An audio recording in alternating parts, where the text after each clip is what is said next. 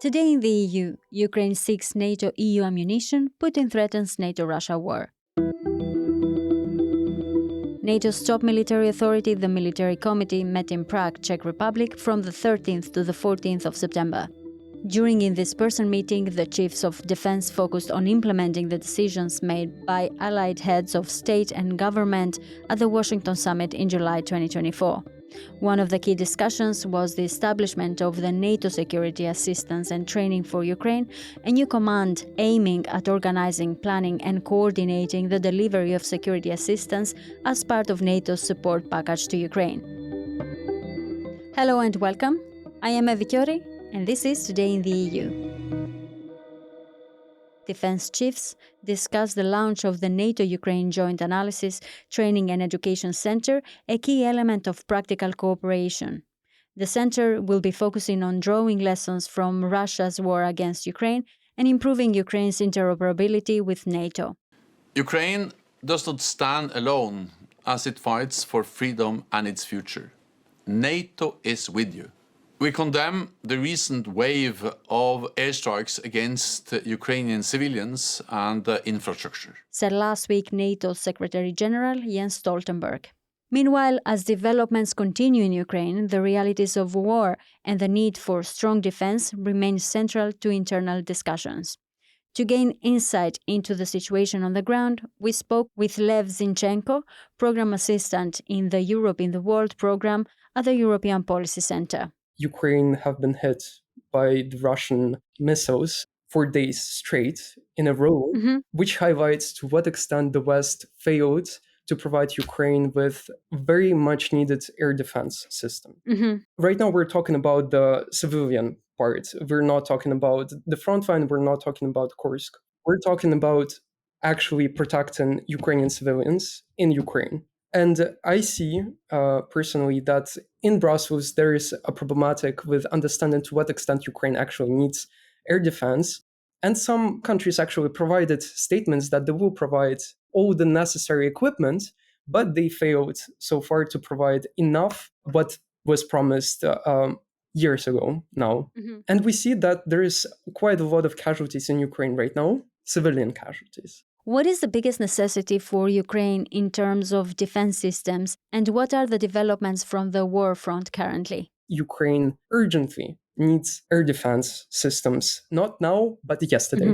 Although there is an urgent need for the West to provide Ukraine with ammunition, Russian President Vladimir Putin has warned NATO last Thursday, just before the meeting in Prague, that allowing Ukraine to use longer-range Western missiles to strike inside Russia would be considered an act of war. He stated that this would mean NATO countries are at war with Russia, and Russia would respond accordingly.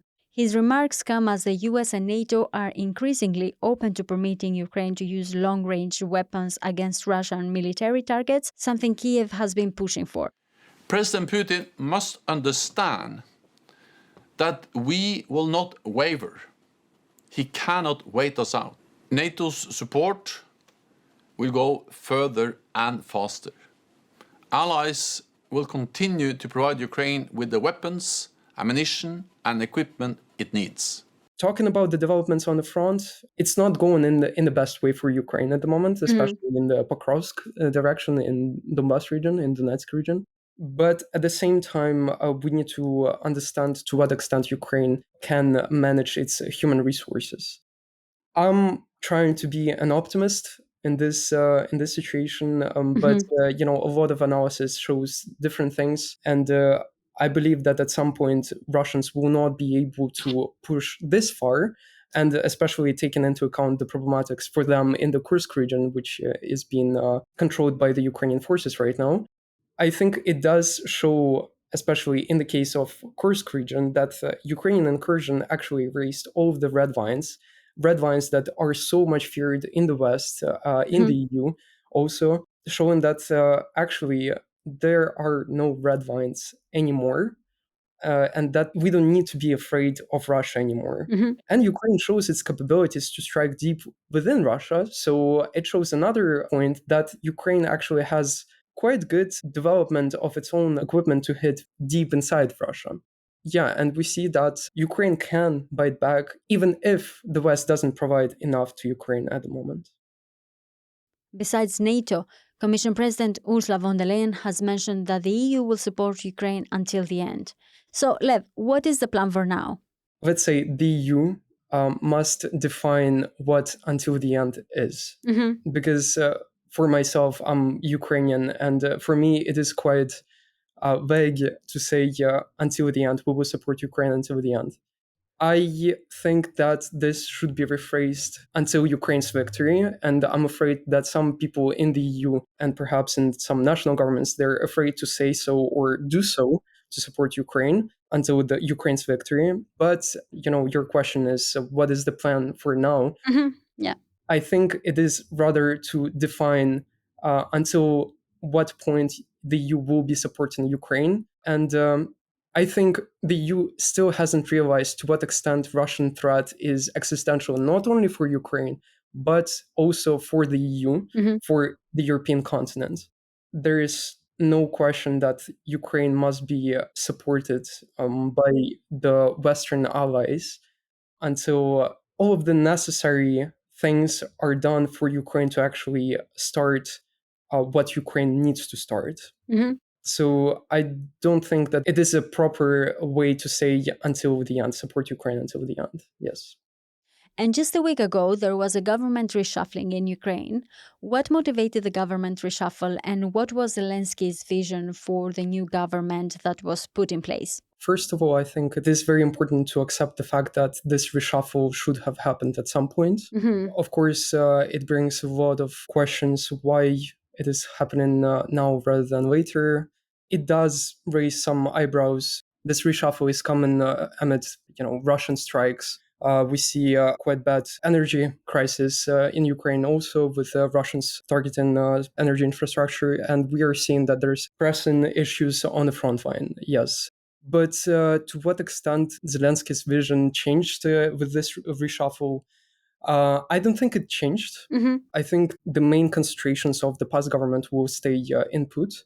Of course, there are major shuffles of, for example, foreign minister or minister of justice, but I don't believe that it will make big changes in the coming years. And I expect that these people, the new coming people, will be staying in the cabinet for at least 2.5 years.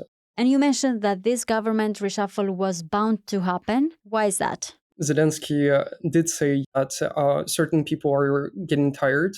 And I believe that to a certain extent it is true. But also we do need new energy in the government.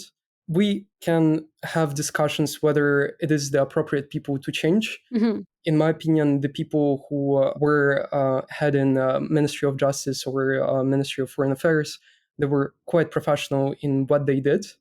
But perhaps the vision of the president might change, and he sees things in his own way.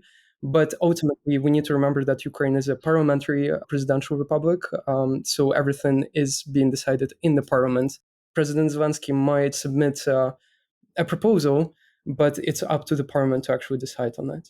Right now, you have new personalities in new positions. We are primarily interested in the new foreign minister, as this person is a main point of contact with Brussels. So, who is Ukraine's new foreign minister, and what other personalities should we keep an eye on? I think it is important to highlight two people who are going to be quite important for Ukraine and Ukraine-EU relations for the coming years. First of all, Minister Kuleba was replaced with his top deputy, Andrei Sybiha.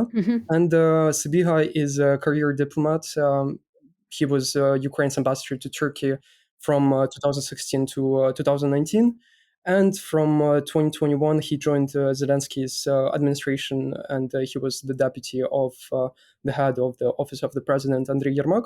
And he was focusing on international relations. So his portfolio was concentrated on that. And in the April of this year, he was moved to the foreign ministry, becoming first deputy of Dmytro Kuleba. I think he's quite qualified, and once again, he's a career diplomat. And his tasks will not be too different from what Kuleba did. It is yet to see. Once again, he was just approved to be the foreign minister, and I would judge the output of the ministry in the coming year, perhaps, when it is done. For the moment, I would say that Dmytro Kuleba was amazing diplomat, and I think that it is quite a loss for Ukraine.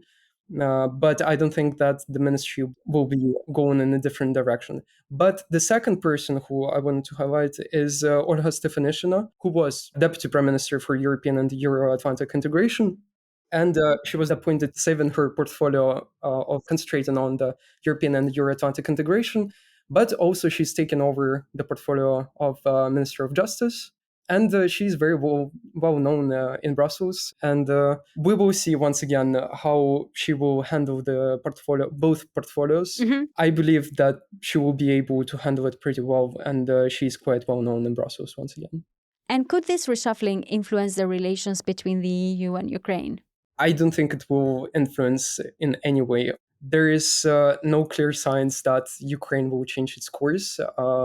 Ukraine's course is embedded in the Ukraine's constitution, and Ukraine's course is European integration and Euro-Atlantic integration. Besides Ukraine's aspirations for a future within the EU, Ukraine's future is in NATO, according to Jens Stoltenberg. Ukraine's future is in NATO, and it is on an irreversible path to membership. So there is no way it will be altered. And I honestly don't see that it will change. Thank you very much, Lev. Thank you. I am Evi Kiori, and this was Today in the EU podcast. Visit Euractiv to stay on top of the latest news. If you haven't subscribed yet, you can find us on all streaming platforms. You can get in touch with us by leaving a comment or a review on Spotify and Apple Podcasts. Your reviews help us a lot to spread the word about our work, but also understand what topics you like listening to. This episode was produced by Miriam Saenz de Tejada and me. Thank you for tuning in, and until tomorrow morning.